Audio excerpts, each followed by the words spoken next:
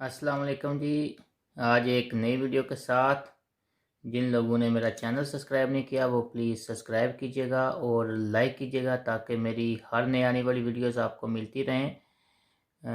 आज स्टार्ट करते हैं। मैंने एक टॉपिक सेलेक्ट किया हुआ है असाइलम के हवाले से कि जैसा कि आपको थंबनेल से अंदाज़ा हो गया होगा कि इसका टॉपिक क्या है।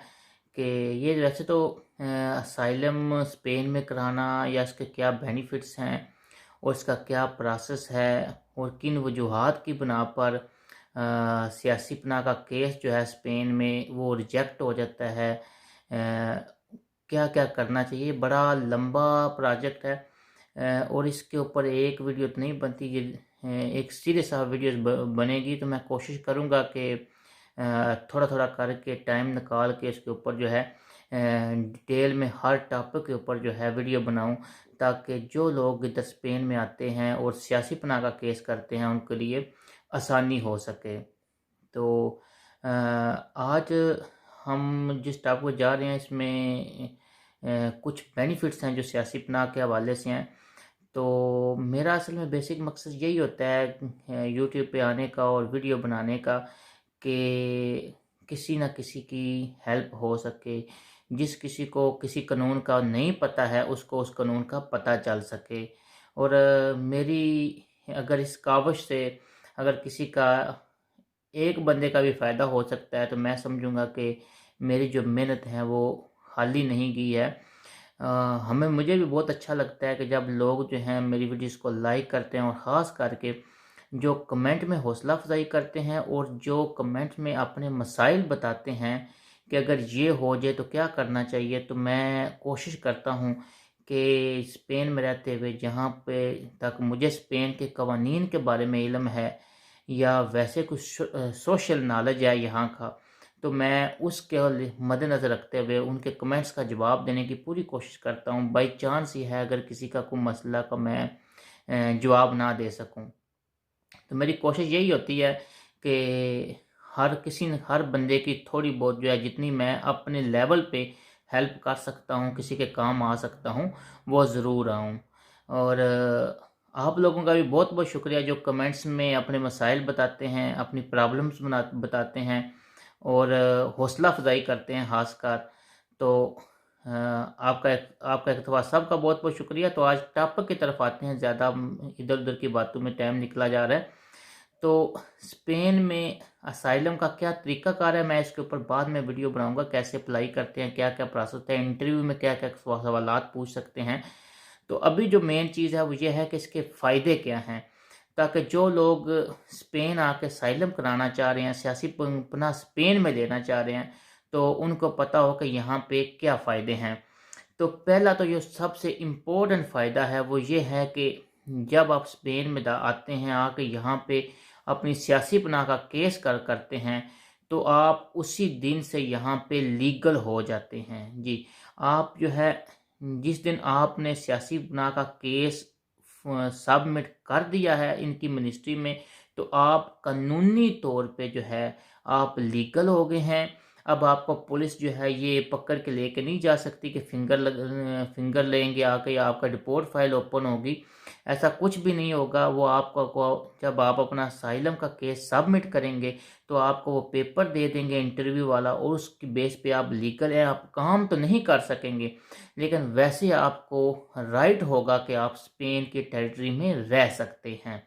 दूसरी जो चीज़ है वो ये है कि आप जो है आपके ऊपर जो है कोई भी एक्सपल्शन का या डिपोर्ट केस जो है आपके ऊपर अप्लाई नहीं होगा।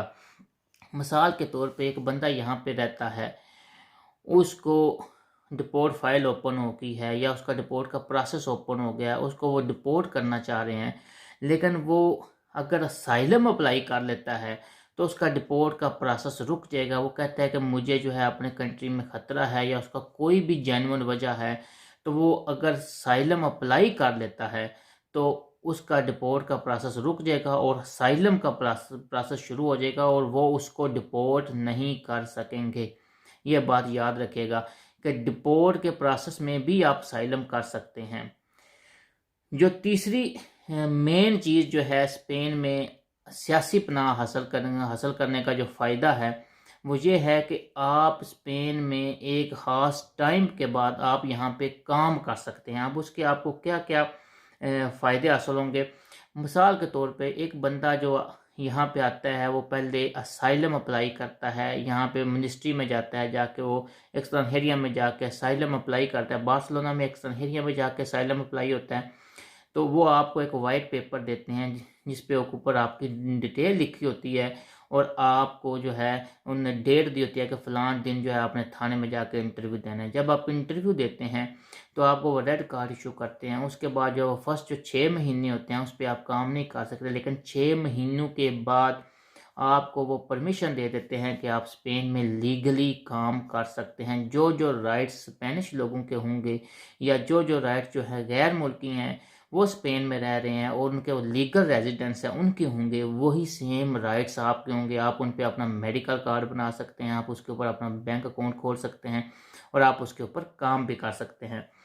जो सबसे बड़ा फ़ायदा जो होगा वो मेरी नज़र में ये होगा कि बंदा जब काम करता है तो उसके कंटेक्ट्स बनते हैं। तो वो जिस एम्प्रेसा में काम करेगा, जिस कंपनी में काम करेगा, वहाँ पे उसके कंटेक्ट्स बनेंगे। अगर by chance with the passage of time उसका साइलम रिजेक्ट हो जाता है तो या उसका वो समझता है कि मेरे 3 साल मुकम्मल हो गए हैं, अब मैं 3 साल की बेस के ऊपर नॉर्मल रेजिडेंस अप्लाई कर सकता हूँ, तो उसके लिए उसको कॉन्ट्रैक्ट चाहिए होता है 1 साल का। तो अगर तो वो काम कर होगा ऑलरेडी साल, 1.5 साल, 2 साल से एक एम्प्रेस में, एक कंपनी में, तो उसके कॉन्टैक्ट बने होंगे। तो हो सकता है वही मालिक उसको कहे कि ठीक है जी, मैं आपको अराइगो के लिए भी 1 साल का कॉन्ट्रैक्ट देता हूँ, आप जो है अपनी अराइगो अप्लाई कर सकें। ये मेरे ख्याल में ये बहुत अच्छा बेनिफिट्स है। चौथा जो इम्पोर्टेंट फ़ायदा है यहाँ पे सियासी पनाह हासिल करने का, वो यह है कि नॉर्मली तौर पे ये 99% ओवरऑल जो एवरेज है, ये सब की सियासी पनाह जो है जो यहाँ पे केस करते हैं वो उनकी रिजेक्ट हो जाती है, क्योंकि वो समझते हैं कि इनका केस जेन्युइन नहीं है या जो जो डॉक्यूमेंट्स आपने प्रोवाइड किए होते हैं वो उनमें वो समझते हैं कि ये काफ़ी नहीं है। तो उसकी बेस के ऊपर आपका जो साइलम है वो रिजेक्ट हो जाता है, आपकी सियासी पनाह रिजेक्ट हो जाती है। तो उसके बाद आपके पास ऑप्शन होती है कि आप उसके खिलाफ अपील कर सकते हैं, जिसमें आप 3 किस्म की अपीलें कर सकते हैं। एक को रिकूर्सो एडमिनिस्ट्रेटिवो कहते हैं, एक को रिकूर्सो रेपोसिशन कहते हैं, एक को रिकूर्सो कॉन्टेंसियोसो एडमिनिस्ट्रेटिवो कहते हैं। अब मेन चीज़ जो ये है कि जब तक आपकी ये रिकॉर्ड्स तो ये अपीलें अदालत में चल रही होंगी गवर्नमेंट के उस फैसले गवर्नमेंट के ख़िलाफ़ जो आपका जिसकी बुनियाद पे आपका सियासी पनाह का केस रिजेक्ट हुआ है, तो वो इस दौरान भी आपको वो डिपोर्ट नहीं कर सकते हैं। मिसाल के तौर पे एक बंदा जो है उसका असाइलम का केस रिजेक्ट हुआ है, गवर्नमेंट समझती है कि हमारे पास प्रूफ काफ़ी हैं और हम जो है इसको डिपोर्ट कर देते हैं।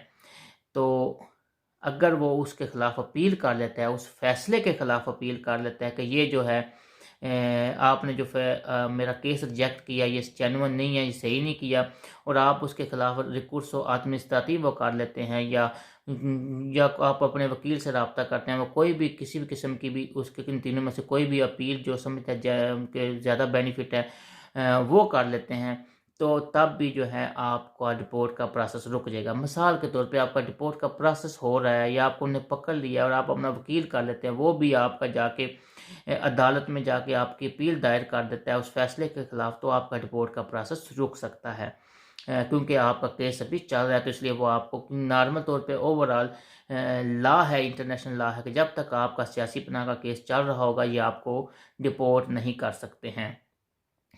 पाँचवीं जो सबसे मेन खबर यही है, मेन इसका फ़ायदा यही है कि जब आपके यहाँ पे अगर आपका केस लंबा चलता है, नॉर्मली हर बंदे का इतना चल जाता है और आपको 3 साल यहाँ पे हो चुके हैं और आप उस 3 सालों की बुनियाद पे यहाँ पे अपना राइगो सोशल का केस अप्लाई करते हैं, यानी कि आप 3 साल बुनियाद पे यहाँ पे अपने डॉक्यूमेंट्स अप्लाई करते हैं कि मुझे 3 साल लीगली हो गए हैं, ये मेरे पास कंट्रैक्ट है, काम करने का कंट्रैक्ट, उसकी बेस पे आप जो है यहाँ पे अपने डॉक्यूमेंट्स अप्लाई करते हैं। तो आपको अपना सियासी पनाह वाला जो केस है उसको पहले ये होता था कि आपको जाके दरख्वास्त देनी पड़ती थी कि मैंने अब जो है अपना राइगो का केस अप्लाई करना है, मुझे यहाँ पे 3 साल हो गए हैं, तो लिहाजा जो है अगर मैंने ये फ़ैसला किया है कि आप मेरा ये केस जो है ये ख़त्म कर दें। तो उसके बाद जो आपका केस ख़त्म होता था, आप उसका लेटर लेके साथ लगाते थे, या वैसे भी उनको अक्सर हेरे को पता चल जाता था कि अब इसका केस ख़त्म हो गया है, तो अब जो है इसको ज़रूर, अब जो है वो अराइगो अप्लाई कर सकता है। तो अब जो है उन्होंने ये किया हुआ है कि अब आपको केस रुकवाने की ज़रूरत नहीं होती। अगर आपका केस चल रहा है तो वो साइड पे है, आप अपने 3 साल बेस पे भी अपने डॉक्यूमेंट्स अप्लाई कर सकते हैं। और जब आपको डॉक्यूमेंट्स मिल जाते हैं तो उसके बाद आपकी मर्ज़ी है कि आप केस को रुकवाना चाहें तो ख़त्म करवाना चाहें, असाइलम वाला, सियासी पनाह वाला तो करवा दें, वरना आप उसके रिज़ल्ट का इंतज़ार कर लें कि वो आपको पता होगा कि आपका केस कितना जेन्युइन है, कितने आपने डॉक्यूमेंट्स लगाए हैं, और आपको कंटिन्यू करना चाहिए या नहीं करना चाहिए। ये मेन मेरी नज़र में 5 फ़ायदे हैं जो अगर कोई बंदा स्पेन में आकर सियासी पनाह का केस करता है तो उसको ये मेन 5 फ़ायदे हासिल होंगे। उसके बाद नेक्स्ट इंशाल्लाह वीडियो बनाएंगे कि इसके ऊपर आपके इंटरव्यू का क्या प्रोसेस होगा, उसमें किस किस्म की इन्वेस्टिगेशन हो सकती है, क्या क्या सवालात पूछे जा सकते हैं, क्या क्या आपको पता होना चाहिए, और नेक्स्ट जो है किन किन वजूहात की बुनियाद पर यहाँ पे असाइलम का केस जो है, सियासी पनाह का केस रिजेक्ट होता है। ज़िंदगी रही तो उसके ऊपर भी इंशाल्लाह बात करेंगे। एक दफ़ा आप लोगों का सबका बहुत बहुत शुक्रिया जो मेरी वीडियोस को देखते हैं, जो लाइक करते हैं, जो कमेंट्स में हौसला अफजाई करते हैं, और जिन लोगों को किसी किस्म की क्वेरीज हैं, कुछ समझ नहीं किसी चीज़ की आ रही, जो नए हैं यहाँ पे स्पेनिश लॉ के बारे में, या नॉर्मल जो हमें गैर मुल्कियों को ज़रूरत होती है जितनी कुछ समझने की नहीं पता है, वो बिला झिझक कमेंट्स में मेंशन कीजिएगा, कमेंट कीजिएगा। तो मैं कोशिश करूँगा कि हर बंदे का कमेंट्स का जवाब लाजमी दूँ, और आपकी जो है आपके सवालात का जवाब दे सकूँ। दूसरी जो मेन इम्पोर्टेंट चीज़ है, बहुत सारे लोग जो हैं वो कमेंट्स में नंबर मांगते हैं, तो ये ज़रा मुश्किल हो जाता है नंबर अपना पब्लिक करना। तो फिर मैं इसलिए सब लोगों को कहता हूँ कि आप ऐसा करें, आप मेरे इसी तरह डॉक्टर जुनैद अमजद के नाम से मेरी फ़ेसबुक की आईडी है, आप वहाँ पे जाके मुझे सर्च कर सकते हैं, वहाँ पे जाके मुझे प्राइवेट मैसेज कर दें, तो मैं वहाँ पे आपको अपना नंबर भी दे सकता हूँ, या आप वहाँ पे मुझे फ्रेंड रिक्वेस्ट भेज दें तो मैं उसको एक्सेप्ट करूँगा, तो वहाँ पे भी कॉल हो सकती है। तो आप वहाँ पे मुझे मैसेज करके बता दें कि मैं इस टाइम कॉल करूँगा, अगर मैं फ्री नहीं हूँ तो मैं उस वक़्त फ्री हो, जब मैं फ्री होऊँगा तो मैं आपको बता दूँगा कि आप इस टाइम मुझे कॉल कर लें, तो फिर मैं कोशिश करूँगा कि अगर किसी के काम आ सकूँ तो मेरी ये खुशनसीबी होगी। दुआओं में याद रखिएगा। फ़ी अमान अल्लाह। Take care. अल्लाह हाफ़िज़।